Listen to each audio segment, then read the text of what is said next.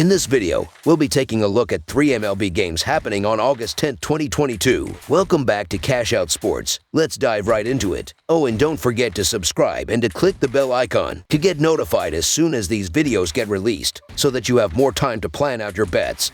As we provide these videos on a daily basis, I can guarantee that you'll have all the important information that you'll need on these 3 MLB games after fully watching this video. One more thing before we start. If you would like to gain access to our best exclusive betting picks to take your sports betting journey to the next level, then check out our Patreon in the link down below, where we offer anywhere from 1 betting pick a day up to 10 betting picks a day and much more. Now let's get started. Los Angeles Angels vs. Oakland Athletics. American League West rivals will close out a 3-game series on Wednesday afternoon when the Los Angeles Angels visit the Oakland Athletics at RingCentral Coliseum. After the Angels won Monday's opener by a 1-0 final to cash in as a plus 123 underdog, the two teams will meet again later on Tuesday after the time of publishing. Los Angeles is in 4th place in the American League West at 47-63.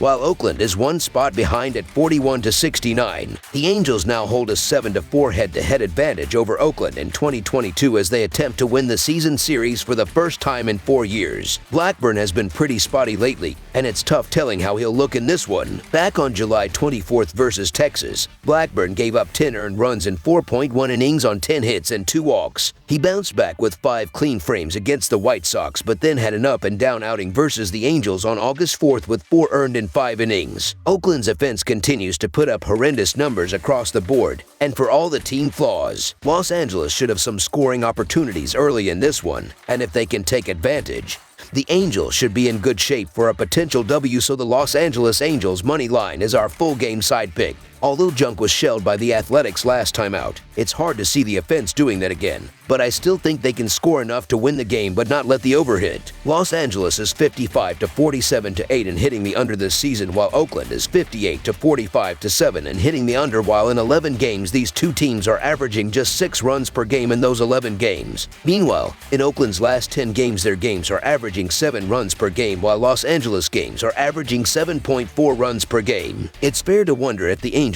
can hit even a bad pitching staff at this point, as they have a 92 WRC+ to rank 6th worst overall, and losing Trout is certainly a massive blow. Blackburn has still turned in a handful of decent outings even during this cold streak, and his below-average walk and barrel rates can help him avoid major damage here. The Angels' bullpen is at least mid-pack by earned run average, and that's good enough against an Oakland lineup that is currently starting several struggling young players every night, and in a tough park for hitters, and this will be another low-scoring game. Under the projected total is our full game total pick.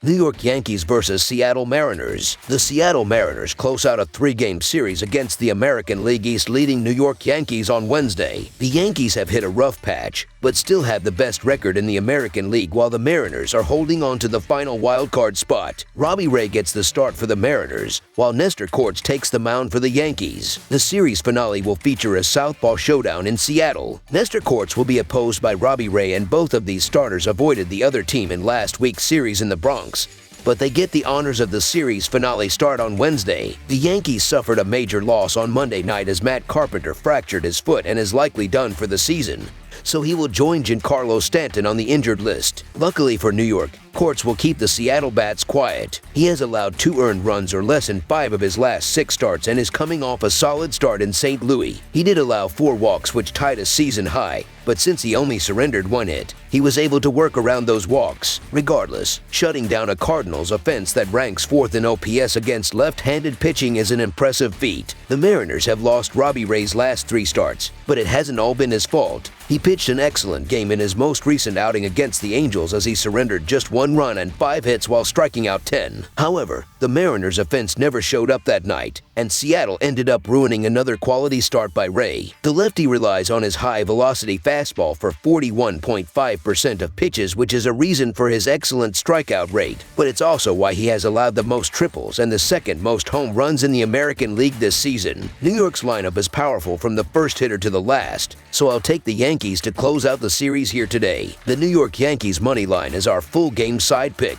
Ray has posted a strong 2.75 earned run average since changing his pitch mix back on June 12th.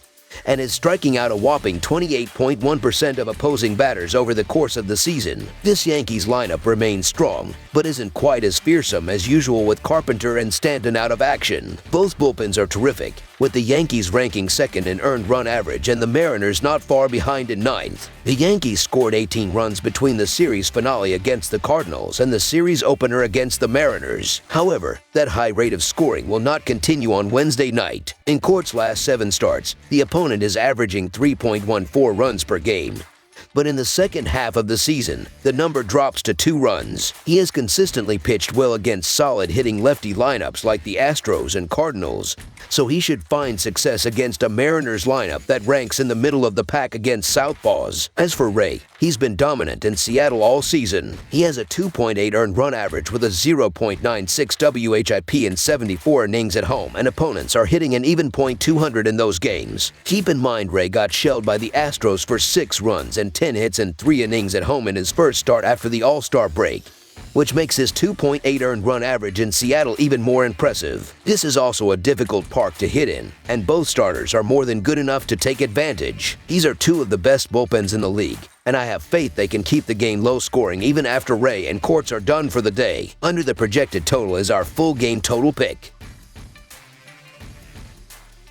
San Francisco Giants versus San Diego Padres. The San Francisco Giants and the San Diego Padres finish up their 3-game series at Petco Park on Wednesday afternoon. The Giants are sending righty Jakob Junis to the mound, and he is coming off a losing effort against the Los Angeles Dodgers, where he went 3.2 innings and gave up 3 runs on 5 hits with 2 walks and 5 strikeouts. The Padres are having southpaw Sean Manaea on the mound as he lost against the Los Angeles Dodgers, as he finished with 8 runs on 10 hits with a hit by pitch, a walk, and 7 strikeouts in 4 innings of work. I trust Sean Manaea on the mound more than Jakob Junis right now, despite the numbers, as Manea's last start throws it into a fritz. Looking at the month of August, these pitching staffs have been similar, as the Padres are 17th in the majors with a 4.04 team earned run average, while the Giants are 22nd in the sport with a 4.57 team earned run average during the calendar month. Looking at the run production from both of these offenses throughout the previous 25 games, San Francisco is scoring 3.96 runs per game, while San Diego is averaging 4.28 runs per game. The Padres have a 6-5 record this season against the Giants and have the more talented roster, so the San Diego Padres money line is our full game side pick.